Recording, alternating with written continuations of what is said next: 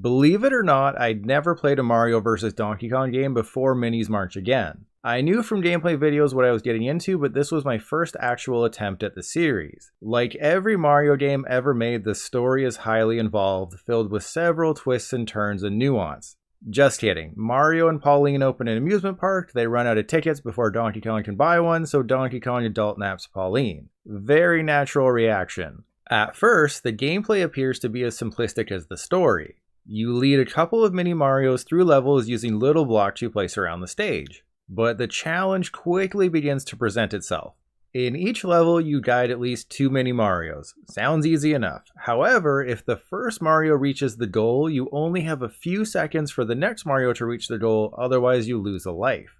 It forces you to perfectly plot out your path ahead of time. There's also a ton of variety. In the first world alone, there's springs, ladders, spikes, and a Donkey Kong that throws your mini Marios high into the air. One of the things I really enjoyed about Mario vs. Donkey Kong is the level of interactivity you as the player have in each level. Instead of plotting out your course before activating each Mario and just hoping it all works, you're constantly removing and placing blocks, activating springs, changing the direction of treadmills, and more. Plus, you have enemies like thwomps and piranha plants that show up to impede you, albeit way too rarely. Now, I don't know if this is just my genius level intellect, but Minis March Again is fairly easy. The only times I really lost a life was due to a new enemy or mechanic I wasn't used to yet. Once that surprise wore off, I tended to get a gold star on the next try. To make matters worse, the campaign is short as hell. When I started, my 3DS had a full battery. When I reached the credits, I had 3 bars on the battery.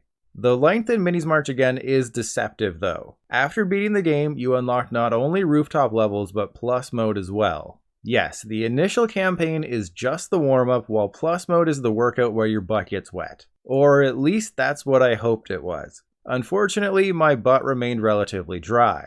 While plus mode adds more complex levels that aren't simply rehashes of the first campaign, featuring a few new mechanics, slightly more hazards, and slightly harder difficulty, it still isn't a brain buster.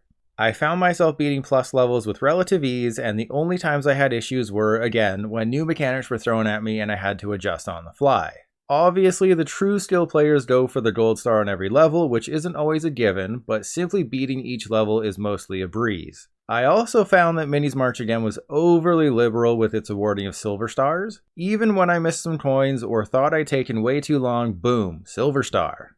Although Minis March Again is easier than I would have liked overall, especially in the first half, there are a few levels here and there that will have you clenching your butt because finding the optimal route isn't immediately clear, and that's where the game is at its best. Sadly, World 4 Plus and the bonus levels are really the only ones that made me put baby powder down my pants.